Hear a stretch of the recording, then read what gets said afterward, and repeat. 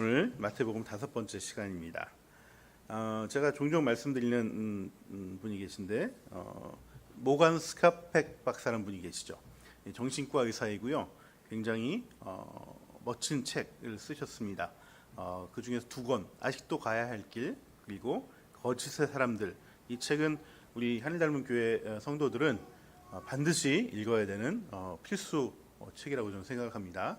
시간 되시는 대로 도서관에 책이 있으니까 꼭 이게 보시면서 자기 성장을 또 이루시기를 축원합니다. 이분이 쓰셨던, 제가 좀 전에 설명했던 거짓의 사람들이라는 책에서 이 모건 스카펙, 스카펙이라는 박사님은 정신과 의사이지만 사람 안에 이런 사탄의 존재가 있다는 것을 그분은 인정을 하시죠. 그리고 그 임상의 경험들을 이 책에 담아놨습니다. 그래서 이 임상 경험을 통해서 이 스카펙 박사님은 사탄의 본질은 거짓된 것으로 속이는 자라는 결론을 합니다. 그래서 책 제목이 거짓의 사람들입니다. 그 거짓, 이 사탄에 속아서 자신을 속이고 그 거짓을 삶을 살아가는 사람들을 거짓의 사람들이라고 얘기를 하죠. 그 속에 보면 많은 사람들이 나오는데 이 사탄에 속아서 정말 사랑을 하지 못하고 나는 이 사람을 아낀다고 생각하지만 결과적으로 내가 이 사람을 피를 빨아먹고 있는 사람이었다는 것을 그 책을 통해서 나타내고 여러 가지 사례들이 나옵니다. 꼭 한번 읽어보시기 바랍니다. 근데 이런 스카펙 박사의 말씀은 사실 성경이 이미 말하고 있는 것입니다. 사탄은 거짓의 아비다, 이렇게 성경은 말하고 있죠. 그리고 이 스카펙 박사님은 이 사탄의 속임수 중에 대해서 가장 교묘하게 속이는 것이 뭐냐면 바로 사단이 없다는 것을 믿게 하는 것, 이것을 가장 우선순위에 둔다고 얘기를 합니다. 그래서 영적인 분별로 모든 것을 받아보는 것이 아니라, 물론 그것으로만 받아보는 것은 또 문제가 있지만은 모든 것을 세상의 이치로만 이렇게 판단하고 바라보도록 이렇게 만든다는 것이죠. 그러면 이렇게 사단이 자기를 숨기고 하는 일이 무엇일까? 그것은 바로 우리의 정체성을 잃어버린 거예요. 우리가 하나님의 형상으로 지음받은 하나님의 사람, 하나님의 자녀, 또 영적인 존재인데 이것을 우리가 잃어버리게 한다는 것이죠.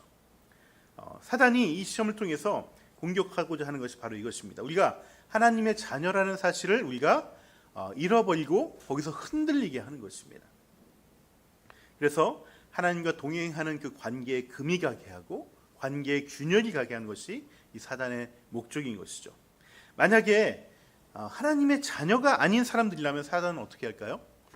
사단은 속이지 않는 것이 아니라 공격하지 않습니다. 시험에 빠지지 않게 합니다. 그냥 그 사람을 계속해서 지배할 뿐입니다. 그의 삶에 하나님을 전혀 알지 못하도록 마음의 영적인 눈과 귀를 계속 감게 하고 보지 못하게 하고 하나님과 단절된 상태를 계속해서 지속하게 해서 영원한 하나님의 나라에 들어가지 못하도록 하는 것이 사단의 목적이죠. 그래서 우리가 누군가를 전도하기 시작하면은 그 사람은 반드시 영적인 시험에 빠지게 돼 있습니다.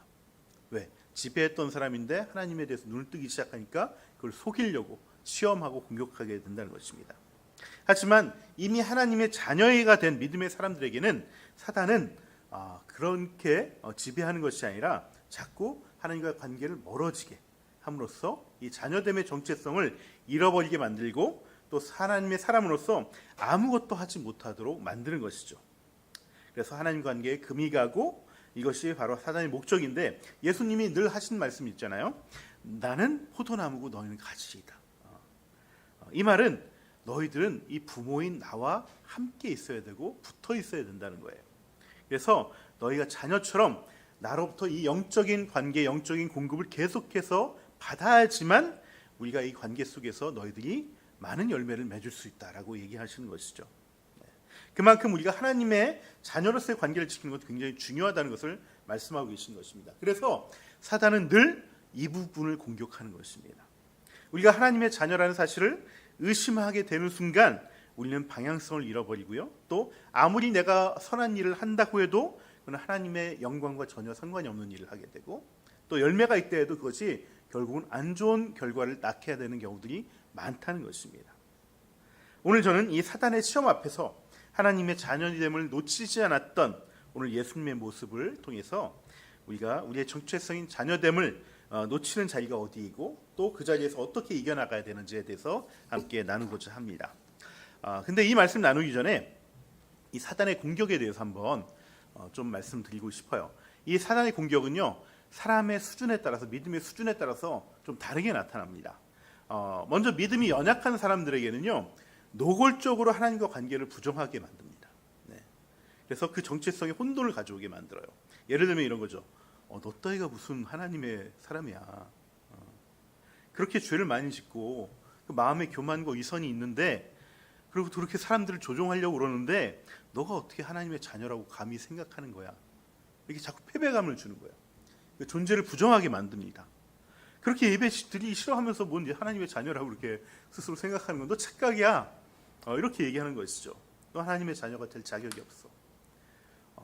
그렇게 하다가는 하나님의 자녀는커녕 넌 구원도 힘들어. 이렇게 공격하는 것입니다. 쉴 새 없이 내가 하나님의 자녀라는 것에 의심이 들게 하는 마음을 계속해서 생각들을 넣어준다는 것이죠. 하지만 우리가 이런 사단의 공격 가운데 있다가도 우리가 다시 한번 하나님의 은혜를 경험하고 우리의 연약함에도 불구하고 우리를 한없이 받아주시는 하나님의 은혜를 경험하면은 다시 우리는 내 부족함과 내 연약함이 하나님의 자녀됨에 큰 영향을 끼치는 것이 아니구나. 하나님의 사랑이 더 크구나. 하나님의 은혜가 더 크구나. 그걸 깨닫게 되고 더 내가 하나님의 자녀라는 것을 깨닫고 붙잡는 대로 나아가게 되는 것이죠. 그러면 우리는 구원의 확신을 더 얻게 되고 그 구원의 확신으로 말미암아 더 하나님을 사랑할 수 있게 되는 것입니다. 제가 늘 드리는 말씀이지만 내가 갖고 있는 구원의 확신이 우리를 구원으로 확증시켜 주지는 못합니다. 나는 구원 받았어라고 생각한다고 해서 내가 구원 받았다는 것은 아닙니다. 네. 나의 확신과 상관없이 하나님의 뜻대로 내가 살고 있는지가 내가 구원 받았느냐를 가늠하는 기준이라는 것이에요. 하지만 우리는 구원의 확신을 가지고 있어야 돼요. 이 구원의 확신을 가지고 있을 때 우리는 하나님을 더 사랑할 수 있기 때문에 그런 것입니다. 우리가 정말 사랑하는 남녀가 서로에 대한 사랑에 대한 확신이 없으면은 그 친밀함이 더 깊어지지도 유지되지도 않기 때문에 우리가 의심을 가지고 있는 사람을 만날 수는 없잖아요. 사랑할 수 없잖아요.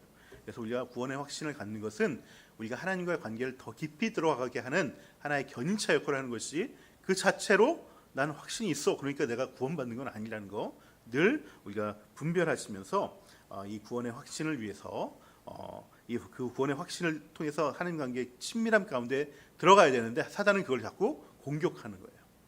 내가 그 확신을 들지 못하고 하나님과의 사랑을 점점 식어가게 하는 그런 공격을 하고 있다는 것입니다.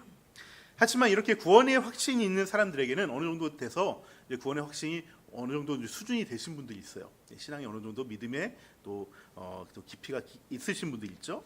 이런 사람들에게는 사단은 더 이상 이렇게 노골적으로 그 하나님의 자녀됨을 부정하는 공격을 하지 않습니다. 넌 더 이상 하나님의 자녀가 아니야 라고 아무리 공격해봤자 이 사람의 믿음이 하나님과 관계를 깰 생각이 없다는 것을 알고 있어요. 그래서 좀 더 다른 방법으로 돌아서 공격을 합니다. 그 다음 단계로 하는 공격이 뭐냐면 바로 내 존재에 대한 공격이 아니라 내 행동에 대한 공격을 해요. 행동에 대한 공격. 사단은 이 사람이 아무리 하나님의 자녀가 아니라고 공격해도 먹히지 않으면은 그 사람의 존재가 아니라 그 사람의 능력을 자꾸 의심하게 만든다는 거예요. 오늘 본문에서요, 사단은 예수님을 시험할 때마다 하는 얘기가 있습니다. 뭐냐면은 너가 하나님의 아들이라면은 이 얘기를 계속 한다는 거예요. 너가 하나님의 자녀일 리 없어. 너 하나님의 자녀가 아니야라고 공격하는 대신에 너는 하나님의 자녀야. 근데 너가 정말 하나님의 자녀라면 이런 것 좀 할 수 있어야 되지 않겠니? 라고 얘기하는 것이죠. 이런 것들은 좀 이루어져야 되지 않을까? 라는 것이죠. 그래서 그게 이루어지지 않는 그 자리가 실패하는 나를 보면은 내가 하나님의 자녀가 아닌가? 라는 생각이 들게 만든다는 거예요. 그래서 오늘 본문에 등장하는 사단의 첫 번째 시험은 바로 이 능력에 대한 검증을 예수님께 하고 있다는 것입니다. 너가 만약 하나님의 자녀라면 지금 배가 그렇게 고픈데 이 돌을 변해서 빵이 되도록 만들어봐. 그게 되면 넌 정말 하나님의 자녀에게 아들인 게 맞는 거야 라고 이렇게 얘기하는 것이죠. 존재에 부정을 할 능력이 없으니까 이제 그 능력을 통해서 그 존재를 가늠해 보라고 얘기하는 것입니다. 이것은 우리가 늘 받는 사단의 공격이에요. 그래서 우리는 이것 때문에 늘 믿음이 흔들릴 때가 있습니다. 즉 먹고 사는 문제, 경제적인 문제로 인해서 우리의 믿음이 흔들릴 때가 많다는 거예요.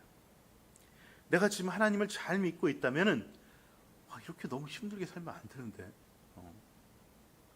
내가 지금 하나님을 잘 믿고 있다면은 이게 경제적으로 이렇게 너무 어려운 거 아니야?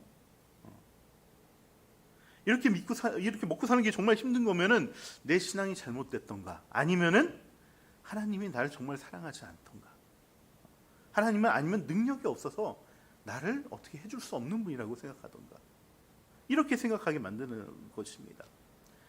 학생이라면 또 어떨까요? 나는 이렇게 공부를 열심히 하는데 왜 맨날 성적이 이 모양일까? 나는 뭔가를 좀 하려고 해도 잘 안 돼. 막혀. 그냥 하나님은 그냥 하나님일 뿐이고 그냥 천지를 만드셨다는데 그것까지 나 인정. 하지만 나하고는 별로 관계가 없고 나를 그렇게 특별하게 사랑하시는 것 같지 않아 라고 이렇게 생각하면서 하나님과의 관계를 점점 이게 냉담하게 지게 하는, 그렇게 멀어지게 만든다는 것이죠. 그래서 이렇게 하나님과의 관계에 금이 가기 시작하면요, 가장 먼저 나타나는 증상이 뭐냐면은 신앙에 기쁨이 없어집니다. 기쁨이 없어져요. 초신자의 경우는 불안과 걱정이 올라오고요, 좀 신앙이 어느 정도 다져지신 분들은 기쁨이 없어져요. 왜? 하나님이 나를 잘 돌봐주시는 것 같지 않으니까. 내가 뭔가 신앙생활을 하는데 하나님은 반응이 없는 것처럼 보이니까. 그래서 하나님과 관계가 깨지고 자녀로서의 정체성이 훼손되니까 점점 더 이게 가속화됩니다. 더 불안해지거나 아니면 신앙의 기쁨, 희락이 없어지게 되는 것이죠. 여러분, 하나님의 나라는 바울 사도께서 말씀하신 게 있죠. 의와 희락과 평화인데 이는 관계의 의입니다. 이 관계의 의가 깨지니까 자연히 희락과 평화가 깨져서 기쁨이 사라지고 평안이 없고 불안이 올라오게 되는 것이죠. 만약에 내 상태가 지금 불안이 올라오거나 혹은 기쁨이 없다면 나는 지금 사단의 공격으로 인해서 혹시 내 마음이 하나님과 관계가 금이 가고 있는지를 한번 살펴봐야 된다는 것입니다. 하나님을 나의 아버지로 나를 특별히 사랑하시며 나의 음성과 나의 기도에 귀를 기울이시고 지금도 합력하여 선을 이루고 계시다는 것이 내가 정말 마음에 와닿지 않는다면 스스로 내가 공격당하고 있는 것은 아닌가 살펴봐야 된다는 거예요. 만일 내가 공격당하고 있다는 것이 판단이 된다면 우리는 우리의 마음을 다시 한번 새롭게 해야 됩니다. 내가 여전히 하나님의 자녀이고 지금 내가 어렵다라고 여기는 이 상황, 내가 마음에 안 들어하는 이 상황과 형편은 이 사랑하는 자녀를 위해서 하나님께서 이미 준비하고 계획하시고 인도하시는 특별한 과정이라는 것을 다시 한번 받아들이고 붙잡아야 된다는 거예요. 그래서 이러한 사단의 공격에 승리하는 방법은 오직 한 가지밖에 없습니다. 그것은 바로 삶의 우선순위를 다시 바로잡는 거예요. 내 삶의 우선순위를 육적인 공급에서 찾는 것이 아니라 영적인 공급, 그 말씀에서 찾아야 된다는 것이죠. 예수님은 40일간 금식으로 굉장히 허기지셨는데 이런 예수님에게 너가 만일 하나님의 아들이라면 이 돌을 빵으로 만들어서 그 허기짐을 면하라고 지금 사단이 얘기합니다. 하지만 예수님이 얘기하신 건 뭐냐면 나의 정체성은 돌로 빵을 만드는 능력에 있지 않다라고 얘기합니다. 나의 정체성은 어떤 상황이라도 말씀 없이는 살아갈 수 없는 영적인 존재라는 것. 그래서 나는 하나님의 아들이라는 것을 먼저 선포하는 것이에요. 말씀으로만 산다는 것이 이것을 의미하는 것입니다. 그래서 이 영적인 공급을, 말씀을 우선순위에 두고 살아가는 삶을 살아가는 것이야말로 내가 하나님의 자녀됨을 놓치지 않는 길이라는 것이에요. 결국 내 마음에 불안이 올라오고 기쁨이 사라지는 것은 내가 원하는 것, 내가 바라는 것, 내 바라는 기도의 응답, 내가 필요하는 그 무엇이 결핍되어서가 아니라 말씀이 결핍되어져서 그런 것이에요. 이것은 제자의 삶, 제자로 부름을 받은 사람에게도 동일하게 필요한 것입니다. 예수님이 회개와 하나님 나라를 선포하시면서 제자들을 오늘 본문에서 한 명씩 부르기 시작했습니다. 그리고 제자로 부르심을 받은 사람들은 그 베드로와 안드레와 그리고 야고보와 요한은요, 각기 그들의 우선순위를 바꿨습니다. 베드로와 야고보는, 안드레는 고기를 잡을 수 있는 그물이 그들의 쇠산의 우선순위였어요. 그런데 예수님은 나를 따르라고 하자 그 그물을 버려두고 예수님을 따랐습니다. 세베대의 아들 야고보와 요한은요, 그 배와 아버지가 삶의 우선순위였어요. 하지만 예수님이 그 우선순위를 바꾸라고 하자 그것을 버려두고 예수님을 따랐습니다. 여러분, 당시에 이 배는요, 지금도 배 엄청 비싸죠. 배 하나는 온 가문을 먹여 살릴 수 있는 삶의 도구였어요.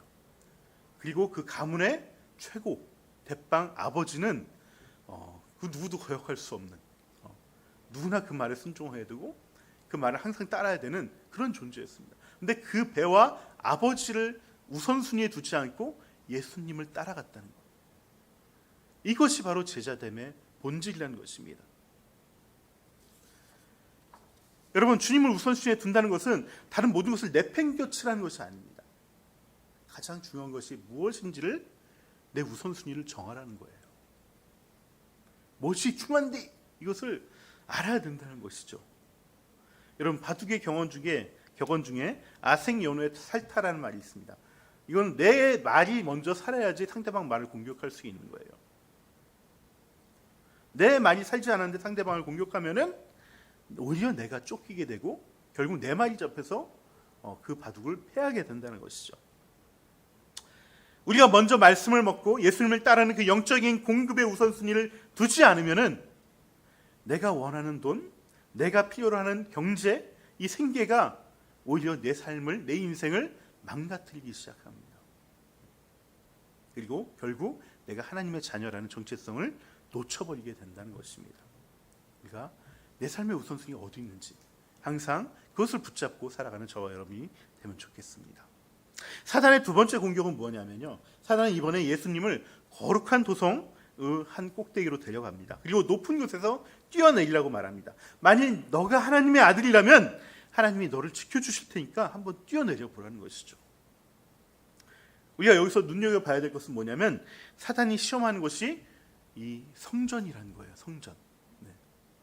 이 거룩한 도성은 하나님의 성전인 예루살렘을 말하는 것입니다. 이 예루살렘의 성전은 그야말로 하나님의 임재를 상징하는 것이에요. 또한 하나님께 예배드리는 거룩한 곳입니다. 그런데 이런 거룩한 곳에서도 사단은 우리를 시험하고 무너뜨릴 수 있다는 것이에요. 그래서 교회에도 사단의 시험이 있습니다. 예배 중에도 사단의 시험이 있고요, 기도할 때도 사단의 시험이 있습니다. 성도들의 교제 가운데도 시험이 있고요, 우리가 헌신하고 있는 이 사역에도 사단의 시험이 늘 도사리고 있다는 것입니다. 여러분, 이 시험의 본질은 뭐냐면은 기적과 신비예요. 기적과 신비. 내가 만약에 하나님의 아들이라면 하나님이 너를 사랑하시는 증거를 이런 것들로 대라는 것이에요. 기적과 신비로 대라는 것이죠. 여러분, 기적과 신비는 아주 특별한 경우죠. 이것을 좀 일반적인 경우로 제가 말씀드리면은 이것은 바로 은혜와 사역의 열매도 시험의 대상이라는 거예요. 예배 중에, 교제 중에 은혜가 없다면 하나님의 사랑을 의심해 보게 하는, 또 사역의 열매가 없다면 하나님의 자녀들에게 일하시는 그 하나님을 의심하라는 것이 사단의 공격이라는 것입니다.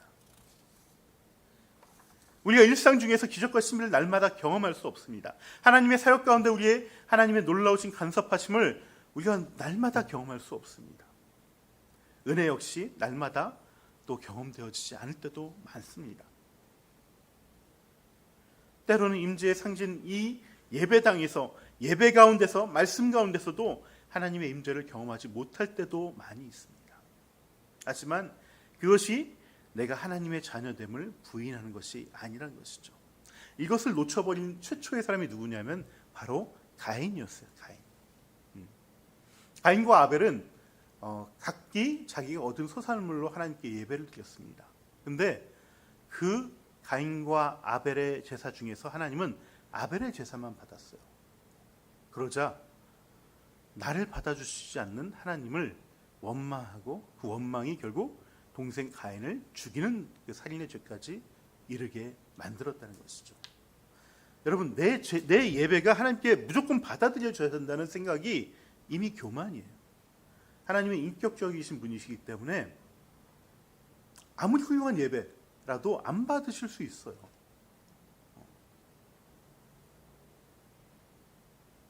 근데 내가 드리는 예배이기 때문에 하나님 무조건 받으셔야 된다. 이것이 교만인 것이죠. 여러분, 그렇게 하고 나서 하나님이 가인을 안 만나줬던가요? 아니요. 만나줬어요. 그것과 상관없이 가인을 자기의 자식이라고 하나님은 여기셨다는 거예요. 근데 가인은 그걸 받아들이지 못하죠. 그래서 그 큰 죄 가운데 빠지게 됐다는 것입니다. 어떨 때 우리는 가볍게 드리는 예배에서 큰 임재와 은혜를 경험할 때도 있고요. 우리가 정말 애써서 드렸던 그 헌신하며 드렸던 예배에서도 임재와 은혜를 경험하지 못할 때도 있습니다. 우리가 쉽게 한 사역 가운데서도 하나님의 도움을 경험하고 열매를 맺을 수 있지만 우리가 그렇게 애썼는데도 아무런 열매를 받지 못할 때가 있습니다. 이 기적과 신비, 은혜와 임재는 어디까지나 하나님의 주권적인 역사이고 하나님의 의지에 달린 것이에요. 이번에 에즈벨이 그 부흥의 역사도 제가 보기엔 뭐 한 게 하나도 없습니다.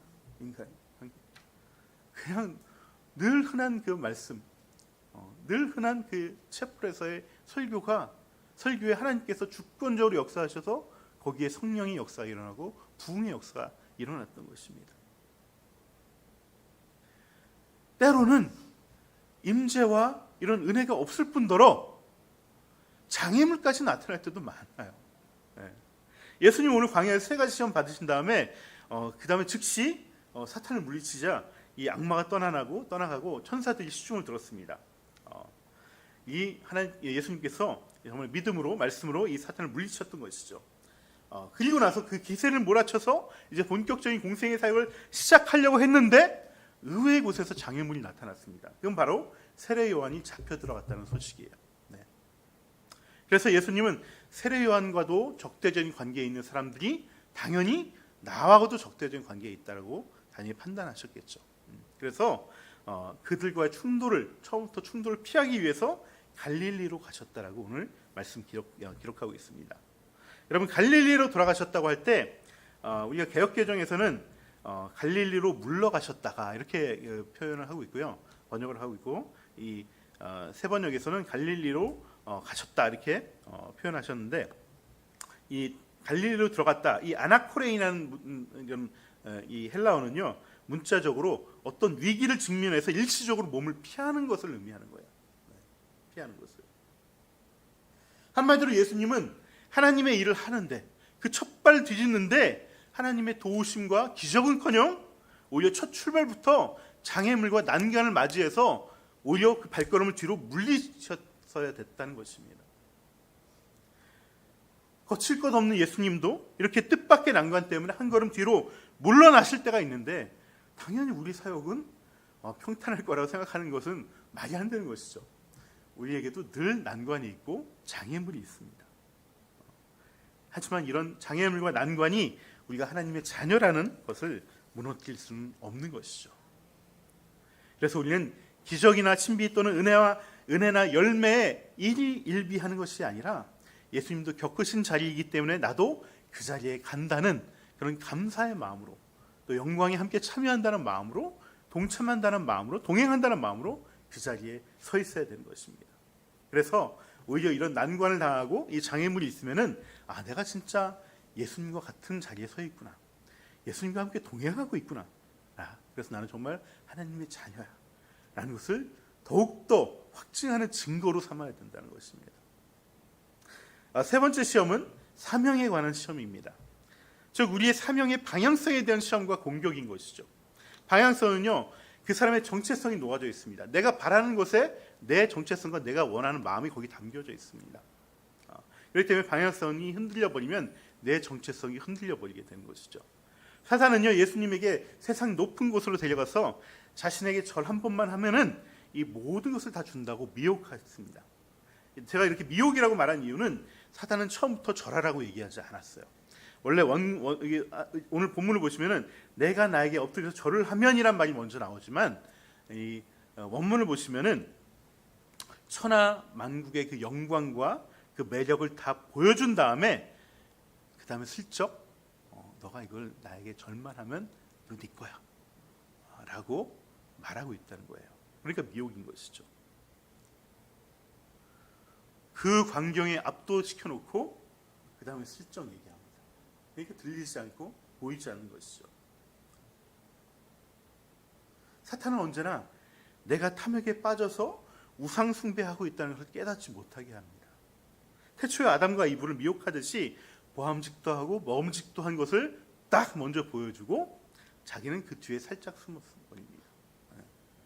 그리고 이거 괜찮은 거야. 이렇게 미혹을 하는 것이죠.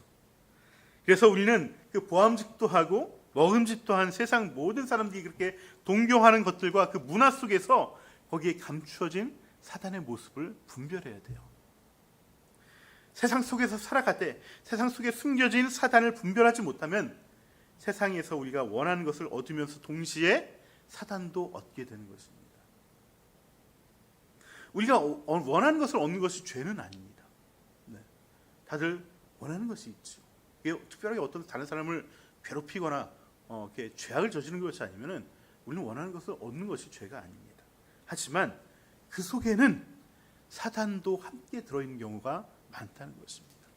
그 자체가 문제가 아니라 그 사단을 같이 우리 안에 들어오게 함으로 인해서 그 이후의 영향력이 죄의 열매들이 맺혀지게 되는 것이죠. 사실 80년대부터 우리 기독교인들 가운데 굉장히 논쟁거리가 하나 있었습니다. 바로 뭐냐면은 우리의 삶의 자리가 어디로 가야 되는가?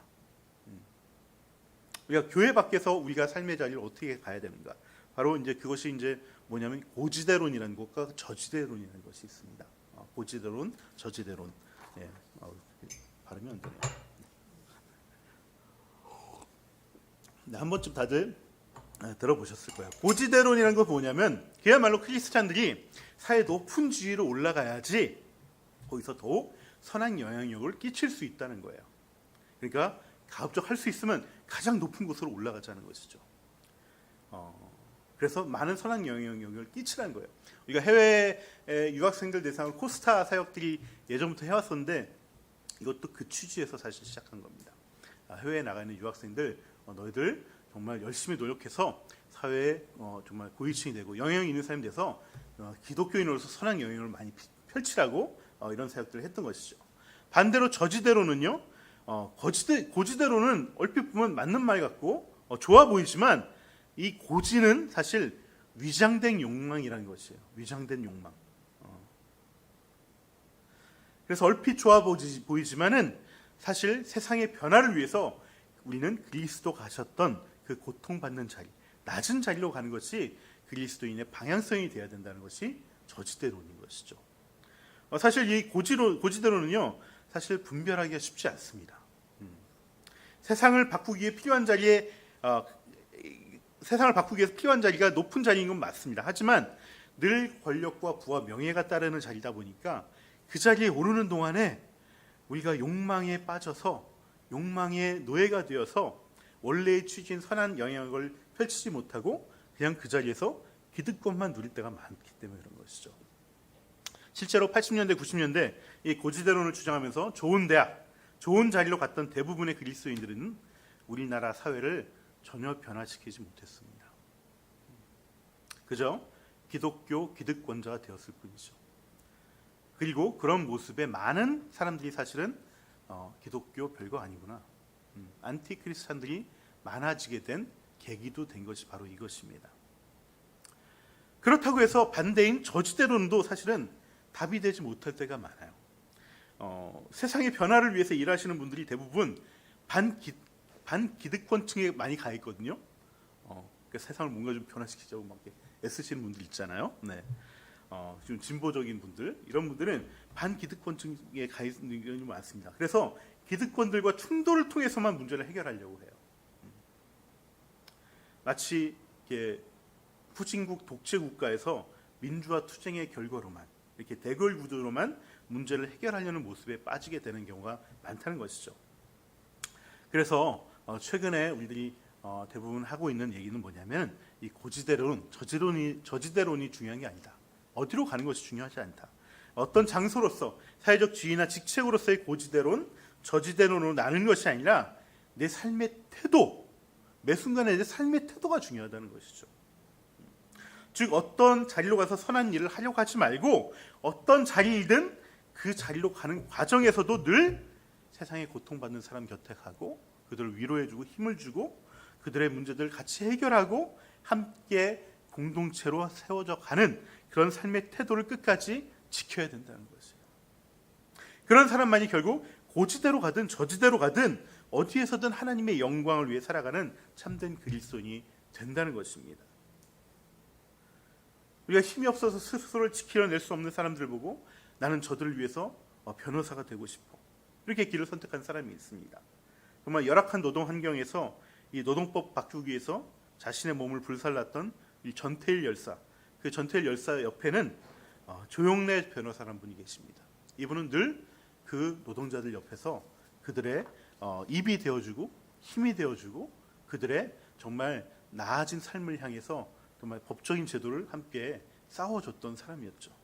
또 환자의 생명을 가지기 위해서 모든 것을 쏟아붓겠다고 그 마음으로 의료인의 길을 갔던 우리 장기려 박사님 같은 경우, 또 아이들에게 생명을 주고 배움의 기쁨을 주기 위해서 선생이 되기 위해서 나섰던 김교신이라는 분이 계십니다. 선생님 계십니다. 이분이 바로 그 유명한 우리 손기정 마라톤의 정말 그 의인이었던 손기정 스승이었죠. 양정보고 교사님이셨습니다. 이런 분들이 다 그런 사람들이었어요. 이런 분들의 공통점은요, 어떤 자리에 오른 다음부터 선한 영향을 끼친 것이 아니라 그 자리에 오르기 전부터도 그 과정에서도 늘 그런 삶의 태도와 자세를 가지고 살아가려고 애썼다는 것입니다. 이것이 정말 하나님을 경배하고 하나님을 섬기는 참된 예배자의 모습이라는 것이죠. 예수님은 사단의 미혹을 물리치고 오직 하나님만 경배하고 섬기는 길을 가셨습니다. 그 내용이 바로 오늘 본문 15절 16절에 있습니다.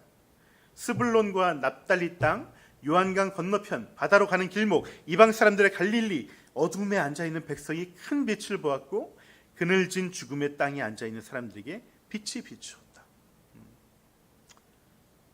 예수님은 이 사역, 정말 하나님 나라를 선포하는 이 사역, 그리고 가르치는 사역을 했지만은 뒤로 물러서실 수밖에 없었어요.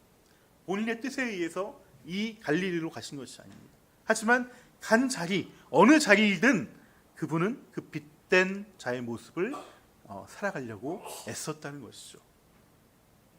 스불론과 납달리 이 갈릴리 호수 주변은요, 정말 예전부터 이스라엘 고대부터 외세의 침략을 당하면 가장 먼저 당하는 것, 또 가장 먼저 정말 피폐하게 당하는 것, 그래서 피도 섞이고 오히려 유대 사람들, 이스라엘 사람들에게도 핍박을 당하고 무시를 당하고 경멸을 받았던 곳입니다. 예수님은 그런 곳에 가셔서 그들의 신음소리에 반응하고 그들의 마음을 치유하고 회복시키고 격려하고 가르치셨다는 것이에요. 그리고 예수님은 거기뿐만 아니라 어느 곳에 가시든지 자기를 찾아오는 사람들에게 그 누구를 막론하고 그 가르침과 사랑과 회복과 치유를 베푸셨다는 것이죠. 늘 삶의 태도와 자세가 거기에 가 있었다는 것입니다.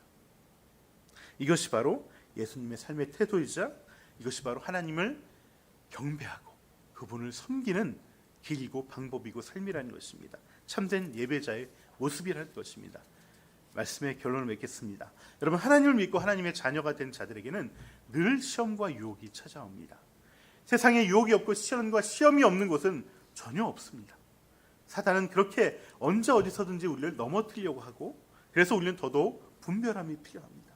그래서 말씀을 붙잡아야 되는 것이고, 말씀을 우선순위에 두고 또 예수님을 우선순위에 두는 삶을 살아가야 된다는 것이죠.